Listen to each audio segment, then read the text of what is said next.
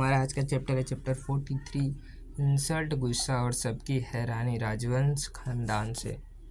जब नव्या ने सबको देखा कि सब खामोश है तो उसने नज़र घुमाकर देखा तो उसे ईशानी नहीं दिखाई दी तो वो कन्फ्यूज़ हो गई क्योंकि ईशानी थोड़े दूर चली गई थी किसी से बात करने के लिए। नव्या को शॉपिंग करना बहुत पसंद था जिस वजह से उसने अपने लिए बहुत सारे ड्रेसेस चूज़ कर लिए थे, जिसे देखकर प्रिया और उसकी दोस्त का गुस्सा आ रहा था क्योंकि नव्या ने जितना भी ड्रेस चुना था बहुत कॉस्टली थे।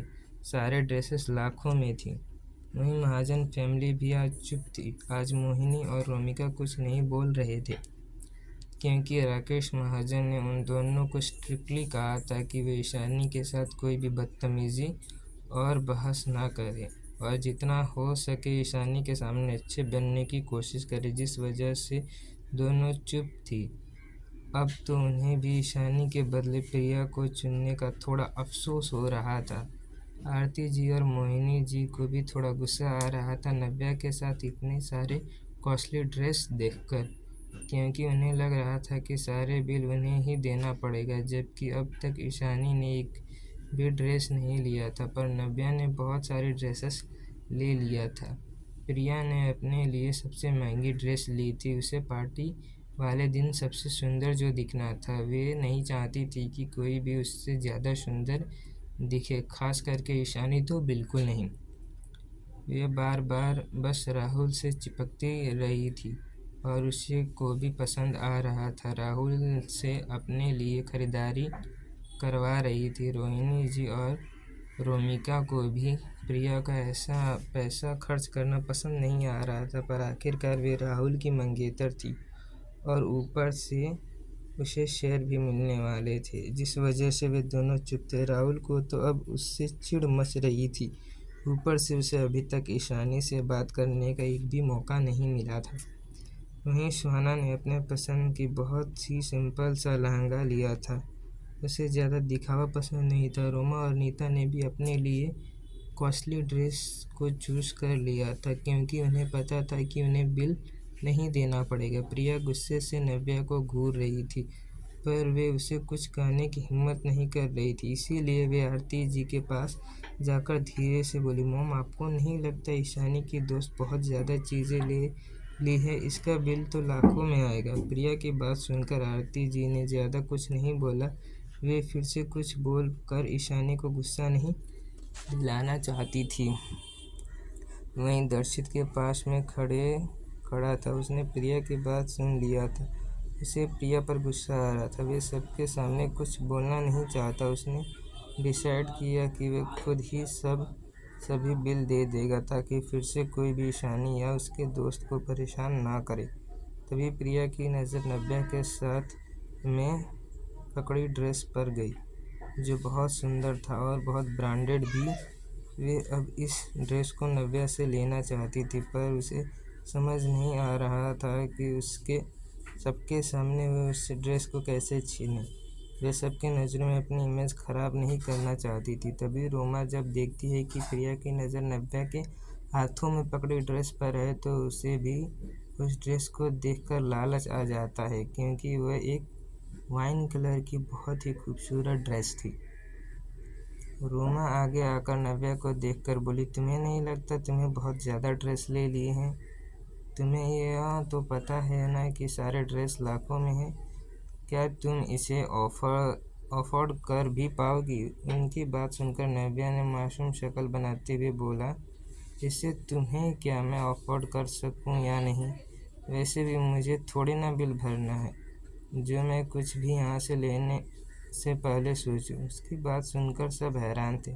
आरती जी भी थोड़े गुस्से में आ गई। उन्हें लगा रहा था कि मेरा फैमिली बिल भरने वाली है, जिस वजह से नव्या अपने मन के कपड़े ले रही है। प्रिया को तो बहुत गुस्सा आ रहा था। ईशानी के साथ आई ये लड़की उसकी तरह ही बेइज्जती कर रही थी। कोई कुछ कहता उससे पहले ही वहीं ईशानी आ जाती। उसका कॉल ख़त्म हो गया था। उसने आते वक्त रोमी का बात सुन ली थी। ईशानी को देखकर सब चुप हो गए तो ईशानी रोमा को देखकर बोली, लगता है तुम्हारा बाप के पास बहुत पैसा है।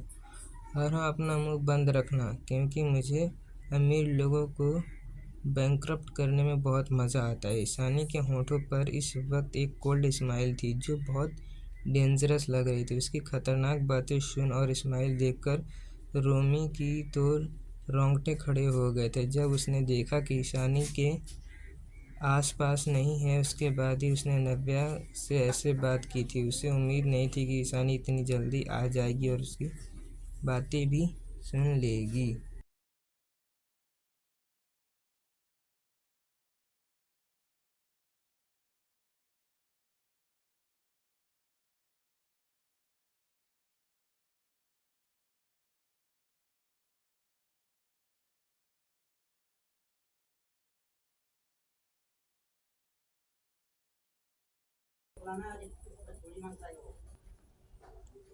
उसकी खतरनाक बातें सुना, स्माइल देखकर रोमी के तो रोंगटे खड़े हो गए थे। जब उसने देखा कि ईशानी आसपास नहीं है, उसके बाद ही उसने नव्या से ऐसे बात की थी। उसे उम्मीद नहीं थी कि ईशानी इतनी जल्दी आ जाएगी। रोमी को ईशानी से थोड़ा डर लगता था क्योंकि ईशानी के संबंध शागल फैमिली के साथ बहुत अच्छे थे। अगर ईशानी ने शागल फैमिली को कहकर उनकी फैमिली को बर्बाद कर दिया तो कोई भी उन्हें बचा नहीं पाएगा, क्योंकि उनकी फैमिली सहगल फैमिली की बराबरी कभी नहीं कर सकता था और उनके पास तो इतने बड़े इन्फ्लुएंस भी नहीं थे जो उन्हें सहगल फैमिली के गुस्से से बचा सके। ईशानी नव्या को देख जो रोमी को गुस्से से घूर रही थी। क्या ले लिया ड्रेस?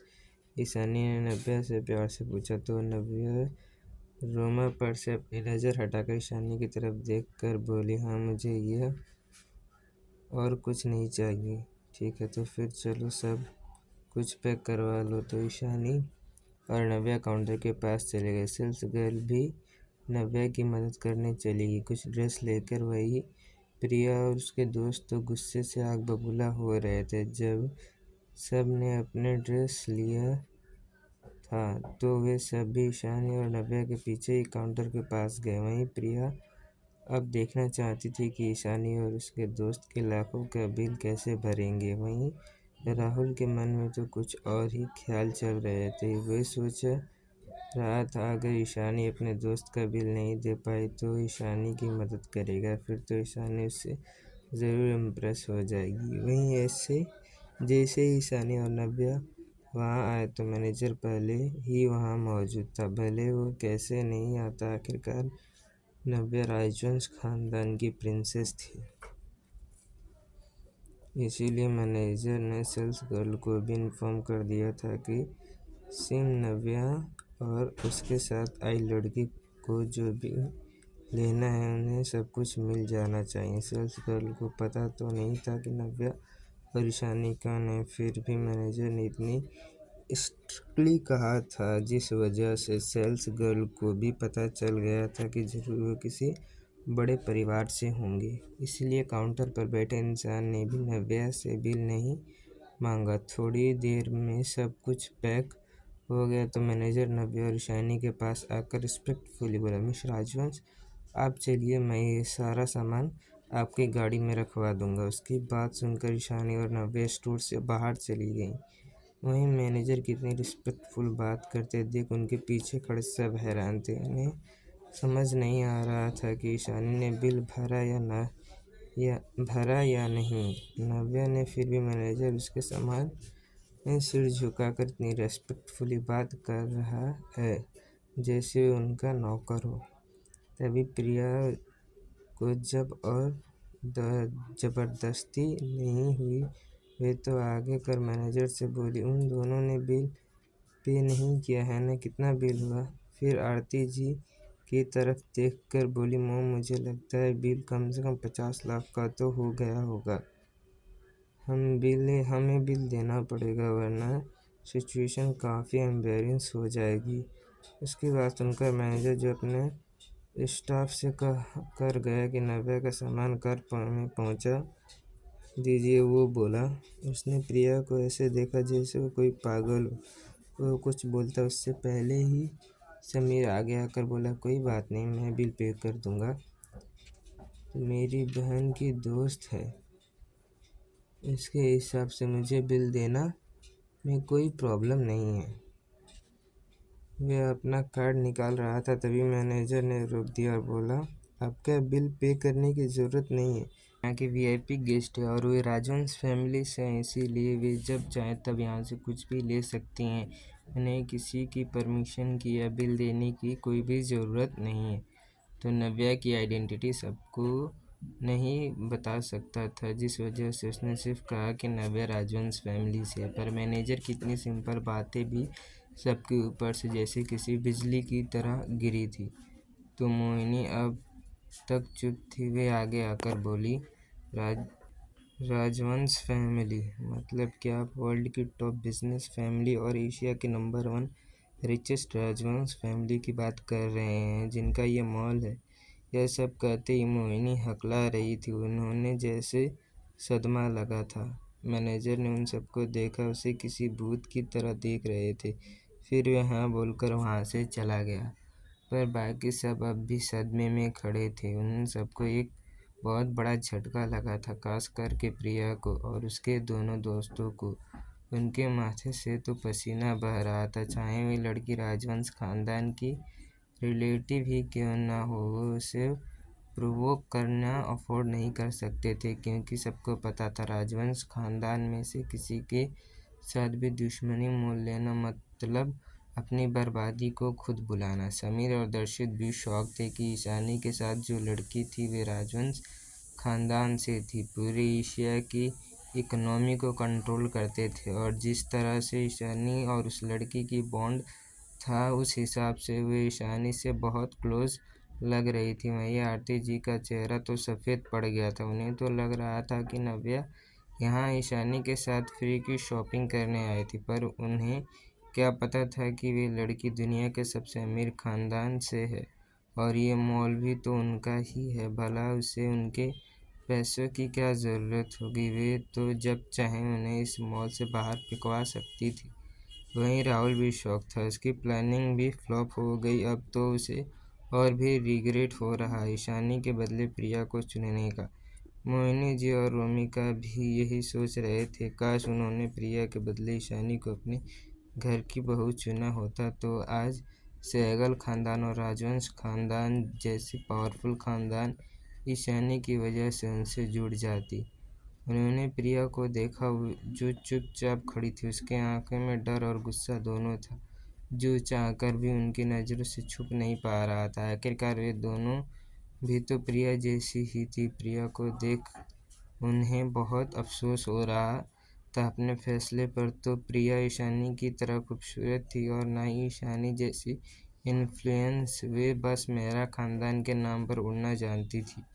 वहीं सेठी फैमिली को भी शौक लगा था, पर उन्होंने ज़्यादा नहीं सोचा। उन्होंने तो अब तक कुछ भी नहीं बोला था, तीनों ही शांत थे। पर बस सोहन थोड़ा अपसेट था कि वे ईशानी से आज भी बात नहीं कर पाए।